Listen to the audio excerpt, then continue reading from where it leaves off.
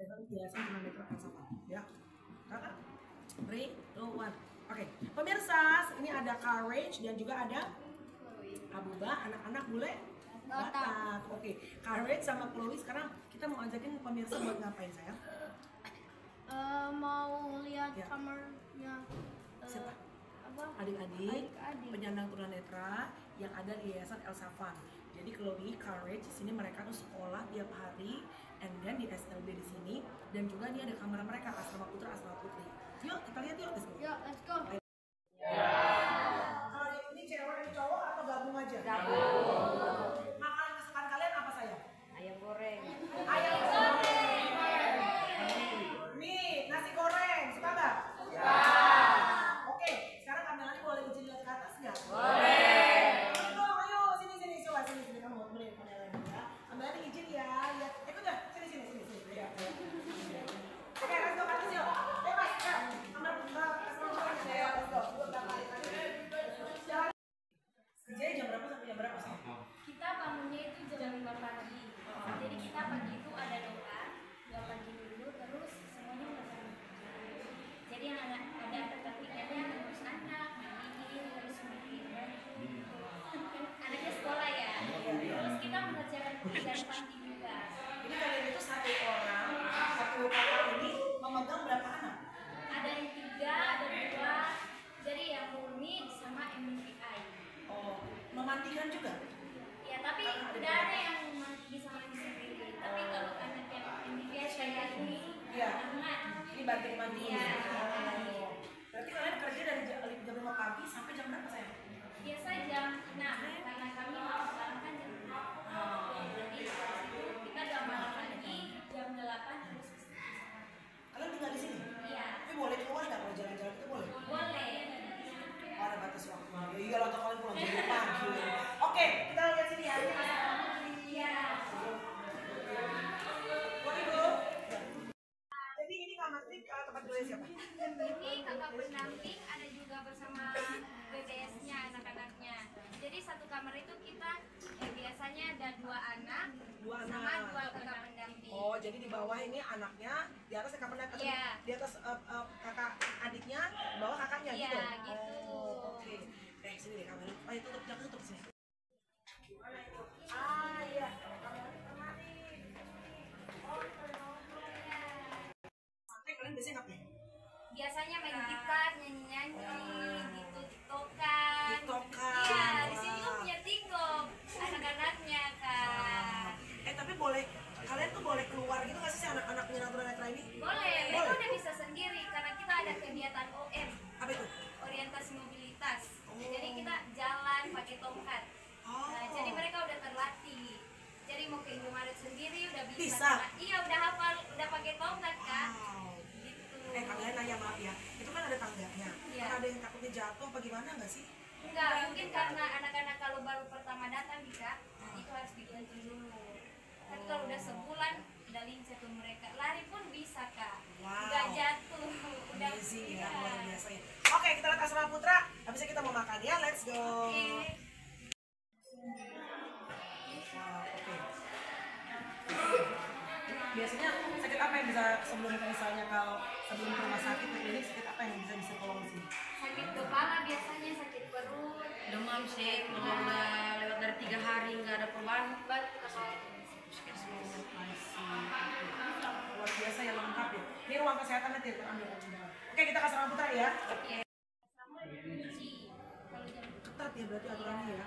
Kalau enggak abang Bang Ringo, siapa tadi? Bang Riki. Bang enggak yang pemimpinnya yang Oh, Bang Bang Rizal marah kalau enggak. Iya. Enggak punya peraturan dong. Iya, udah peraturan. Bangun jam berapa saya? Jam 5.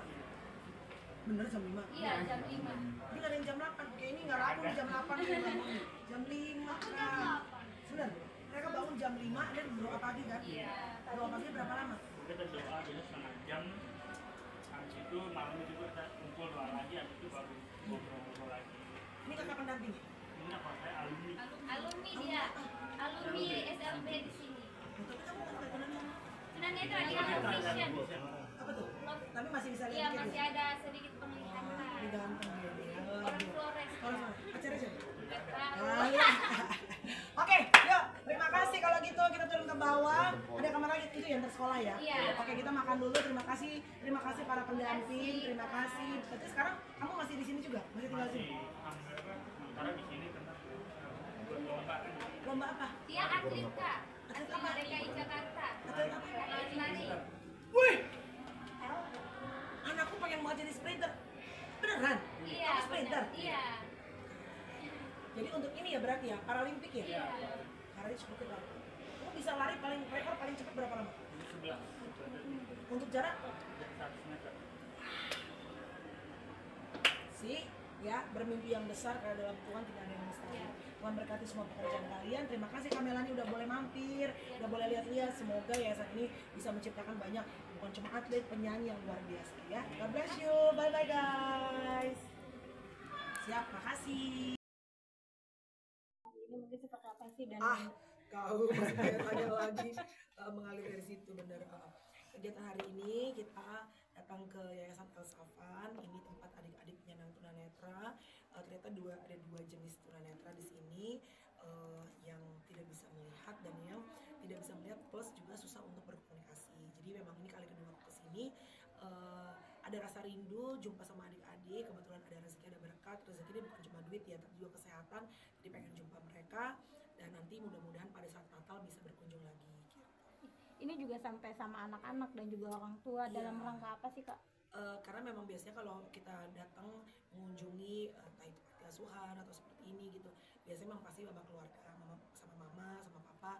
Kebetulan papaku itu kan sedang berjuang dengan sakit Parkinson, jadi supaya kadang-kadang kan papa ya ada masa-masa dia juga mungkin berat gitu ya, susah untuk berdamai dengan keadaan, supaya dengan begini kan melihat bahwa ya banyak orang juga yang sedang berjuang dalam hidupnya tapi tetap bisa menemukan kebahagiaan dan juga pengharapan gitu.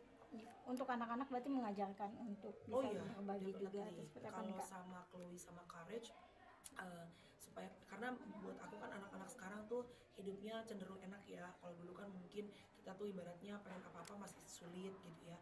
Kalau sekarang kan anak-anak minta apa orang tua sebisa mungkin untuk ya kalau kita mampu, sepanjang kita masih mampu pasti diturutin gitu. Jadi supaya mereka melihat, belajar untuk mensyukuri hidup mereka.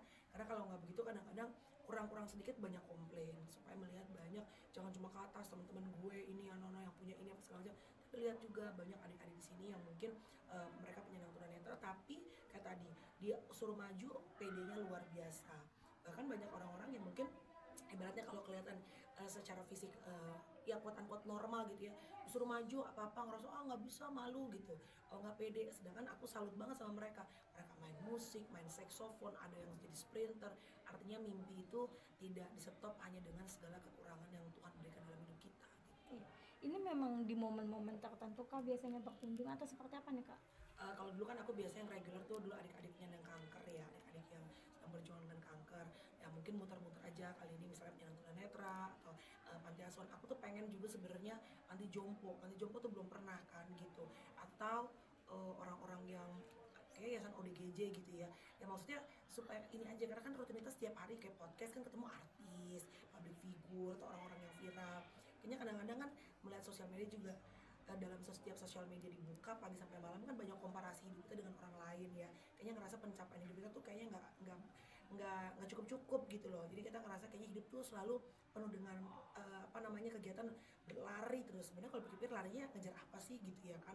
Nah dengan kayak gini tuh nggak tahu ya, kalau gue tuh ngerasa selalu it always warms my heart to see them gitu ya, melihat mereka tadi kayak nyanyi apalagi lagu yang walau ku tak dapat melihat, itu kan sebenarnya bukan cuma melihat secara arti kata fisik ya, arti kita yang mungkin kelihatan orang normal bisa melihat pun kan dibilang semua rencanamu Tuhan.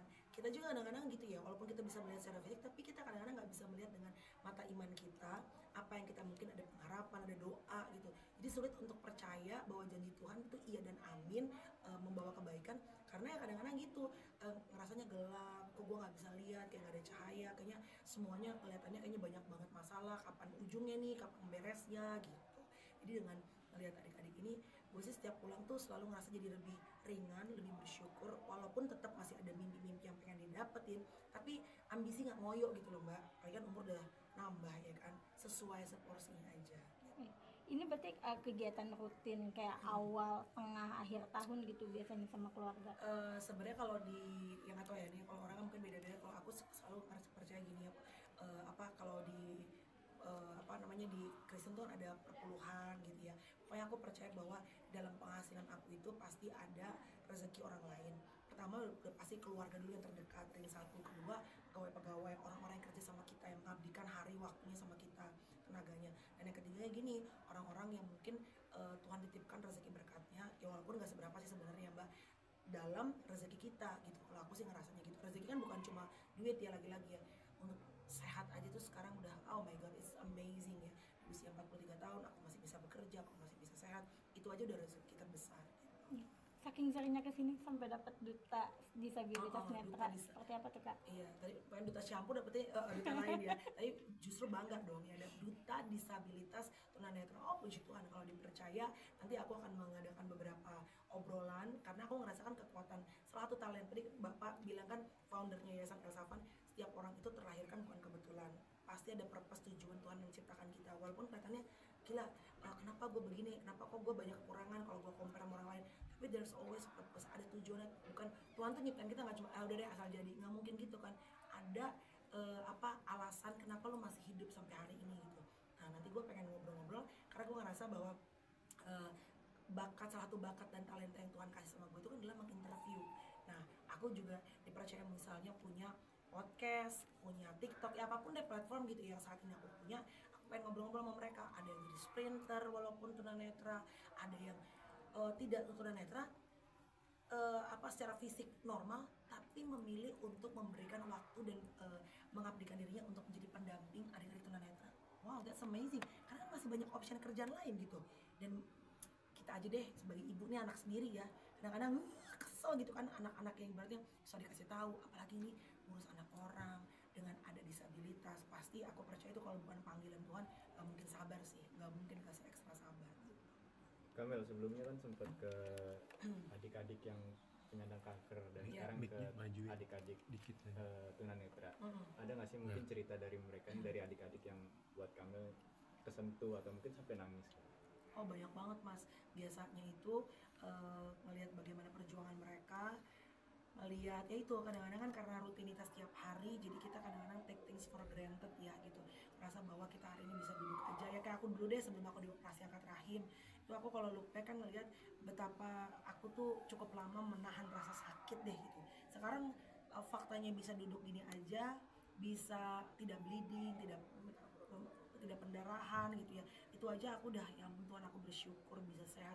Karena kalau kita ada pain sakit gigi aja, kita mau kerja juga kan rasanya nggak enak gitu. Cuma kadang-kadang kan kita tuh kayak take things for granted, udah enak lah hidup, bisa jalan, bisa kaki lo aja deh kalau tiba-tiba lagi asam urat aja coba rasain, itu aja rasanya kan nggak enak banget gitu. Jadi buat gue sih kesehatan itu udah yang paling di atas segalanya. Karena pada saat kita sakit, percuma sih gue mau naik Mercy lah, gue mau naik Porsche, tapi kalau badan sakit tuh kayaknya ibaratnya rezeki kesehatan itu on the top of everything gitu. Chloe sama Courage kalau diajak ke tempat adik-adik seperti ini, responnya gimana? Kan biasanya kalau anak-anak seumuran mereka ke mall lah atau kemana gitu. Mereka senang sih, karena Chloe kan sekarang juga lagi pengen belajar nyanyi. Tadi ngeliat adik-adik banyak yang nyanyi, mereka juga senang. Kebetulan Courage juga kemarin lagi tertarik lari, pengen jadi sprinter, katanya ketemu sama salah satu penyandang tunanetra, dia Paralympic sprinter. Jadi ya bukan kebetulan, supaya anak-anak juga melihat oh banyak hal yang harus disyukuri hidup ini gitu. Dari kebetulan itu yang soal anak juga udah senang untuk spiritual itu seperti apa sih Kak?